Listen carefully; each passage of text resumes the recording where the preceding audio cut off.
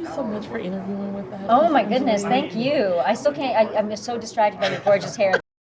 If I'm not focusing on my questions, we'll just blame your gorgeous hair. It's okay. Yeah. Same for you. Well, thank you. It's gonna be the whole interview. It's just us complimenting each other. I hope you guys are riveted. Yes. Girl power here. Who runs the world? Girls. Sorry, not sorry.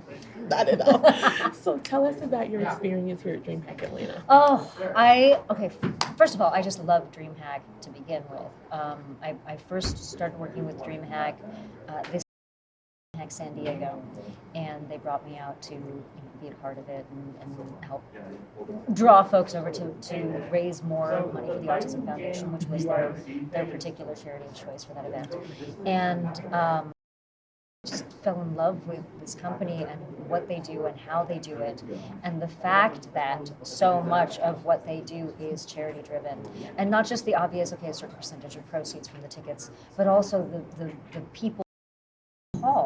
There are so many extraordinary organizations there. We've got the Gamers there. We've got other charities. It's really a lovely, lovely space. And on top of that, I don't play games very much, mostly because I'm really. Not because I don't want to. I really want to. I'm just really bad at first-person shooters. But so esports is not always my thing in terms of watching. But the fact that Dreamhack has taken an esports and then made it also start to grow into an experience for the general gamer, and been able to do that in a business model that can also support incredible causes, like that to me is that's what I want my life to look like. Have done it in a corporate way, and they're just the right people to team up with. And then on top of it, it's in Atlanta, which I love. I love Atlanta so much. Yeah, no, I've filmed here a lot, and every time I get a chance to come back here, I'm very happy. Oh yeah. It is pretty amazing. I love that botanical garden of yours. I could live in there. One of these days, someone's gonna find me and I'm gonna be peeking out from the trees. The woman who's moved in. So your experience on Miss Marvel and how special that was to be on that project as it introduced the world to Indian culture. Oh, wow. Well, actually, it introduced the world to Pakistani culture, but I love that you said that because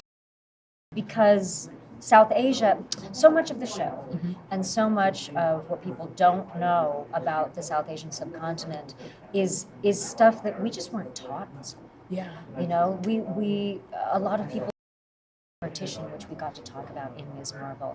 A lot of people don't know about the different religions that we all mix and match in India and Pakistan, that there are Muslims and Hindus, there are Christians there are Jains, there are Punjabis, there's people. And so one of the things that was so special about Ms. Marvel is that, yes, it was specifically a Pakistani Muslim family that was in that pocket of Jersey City, but there were people of background.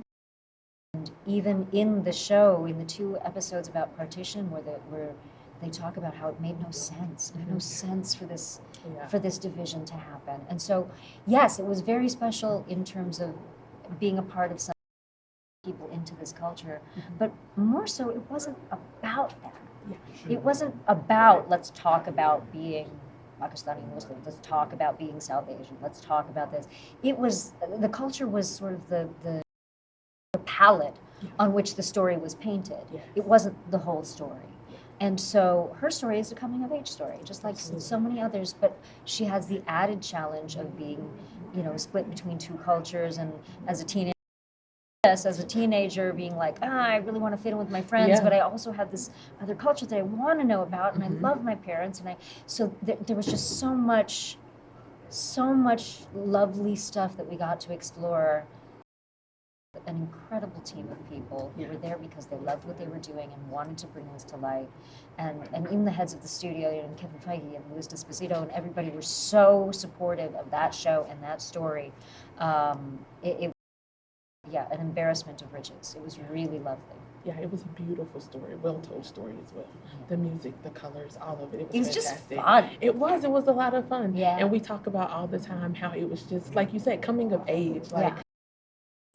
The visuals were perfect. Oh my gosh. The visuals were so much fun. Very, partly inspired by Scott Pilgrim Saves the World. They're very comic book, right? Yes. Very much like you stepped into a comic book. Yes. And of the kids, I can't believe I called them kids. How old am I now? They're all like, okay, but all of the kids in the cast were just so extraordinary and did such a great job. And yeah, it feels like there's someone of every age Yes. to identify with that in that show. Whether you're a teenager, whether you're a parent, Yes. whether, whoever you are trying to figure out where you are in the world, there's something in that story for you. Absolutely. And I'm really grateful for being part of it. Yeah, fantastic. So we hear that you're a longtime friend of Dreamhack and Dream Big Initiative. How important is it to you to give back? It's everything. There's no reason, as an actor, there's no reason to do what we do if you weren't doing something good for someone else, because otherwise it can be a very self-centered field. And so just alone, on my own, I don't ever really like doing anything unless there's some service aspect of it. Even if it's, listen, for the next hour and a half, I got you. I'm going to take you on an adventure, audience member. You don't have to do anything. I'll do the heavy lifting. I'll cry. I'll be a superhero. I'll do whatever it is. But your life is intact. That is of service as well, right? And so the reason I fell in love with them is I had been brought out just to, come as a guest to San Diego for Dreamhack San Diego. But I immediately, once I realized what exactly was happening and how the Dream Big initiative woven in with the entertainment aspect and the convention aspect and the esports aspect, I'm the one that called them and said, what can I do? How can I help? Please, I want to be a part of this, because they have found this wonderful way to and do good, and not just do good in terms of like giving money to charity, but do good within their own community.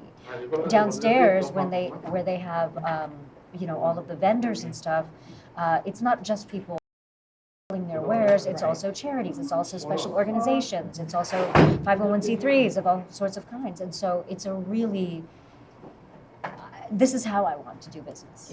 And these are the people I want to do it with. I just love them. I don't they're doing it, I'm like, put me in, coach, because I love what they're doing. Yeah, I love that. Do business and do good. Yeah. I love that. There's no reason not to. Yeah. Right? I agree. No reason not to. Why not? Yeah, why not? Why not? Yeah. Why not? It's so much easier to me. And it doesn't take anything from you. Right. That's the thing that I worry that some people don't realize, is that they think that if I want to do something charitable, or I have to give something that have. But more often than not, the thing that is most valuable for you to give is your time and your energy. And people aren't always asking for your money, they're asking for your support in other ways. And that's always something that we can do. This is free. Kindness is free, right? Kindness is free. And anger costs. Yes. Being a jerk It's just hard. costs. It's so much It's harder. hard. It's so much energy. Why? It is. Why? Oh, Right. oh no. Why? Yeah, I agree. Right. 100%. Yes. So now that the strike is over, what's next?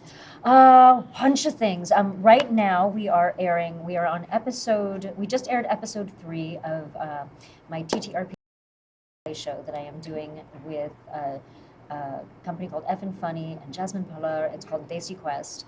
And it is an all South Asian leading cast with rotating guests who are not South Asian.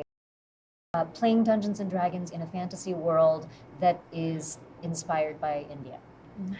And so what we wanted to do was not only allow people of our background to see themselves in something that they may not have been able to see themselves in before, invite other people who are not a part of this particular upbringing, or don't have a connection to this culture, to invite people into it to learn more about it.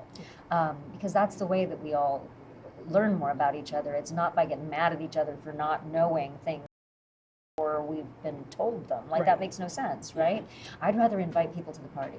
And that's what we're doing with the show. So it's been loads of fun. There's been really, really great response to it. I'm very, very thrilled about how that's going. So we've got, I'm producing a couple of short films. My book is still out. I am fun size and so are you. And I've got a few books in the works with my publishing company. A lot of recording and a lot of television that I can't tell you about, or I like you too much. No, we need you alive. Yeah, there's a lot going on. I tend to forget what I'm doing until I look at my calendar, because there's so much going on that I'm like, oh yes, I forgot to tell them. Oh yeah, that. But it's just it's down and focus up. Yeah, Yeah. that's awesome. Yeah. That's so amazing. So, is your goal to become the ultimate gamer one day? The ultimate gamer? I gotta be too high a mountain for me to climb. I am like, on a scale of 1 to 10, I'm like a -29 when it comes to video games. Like I'm not that guy. I played a lot when I was a kid, but when first-person shooters first came out, like my thing. Yeah. And so tabletop gaming for me is a little more where my heart is as a player. Yeah. Role-playing games especially. But yeah, no, I'm a great backseat driver when you're playing video games. Someone else do it and cheer them on, Yes. but I don't think I have any business trying to.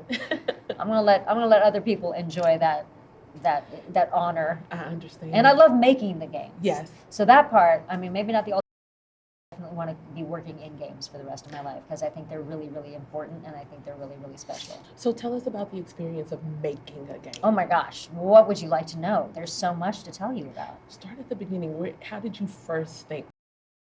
Well, first of all, like I wish it was that sexy that I just like decided, poof, I want to be in the games and therefore I will be. No, I just like everything else as an actor, I auditioned. Gotcha. And so this was, voiceover auditions that I did. One an incredible game called Overwatch, which then blew up worldwide, and then other things started to come in as that happened. So, but it did feel like a return home because, like I said, I was a gamer as a kid, and then I refer to this period gaming as the dark days of gaming because I was like, I have to do more serious things. I have to pay attention to really grown-up things. And then when I came back to it from this angle, I was like, why did you ever have to stop? Because this isn't just games. Or rather, quote unquote, just fun in games isn't just fun in games. It's you're learning things, you're experiencing things in a way you can't necessarily do that in other media. And so for me, games is just exciting. It's just like, what are we doing next? The amount of innovation that is happening in the gaming world is extraordinary. It's just the technology is so advanced, and the stories are complex, and some of the performances are as gripping as anything you'll see on television or in film. I mean, we just did a screening of some of the cinematics from Spider-Man 2 because I was a part of that cast.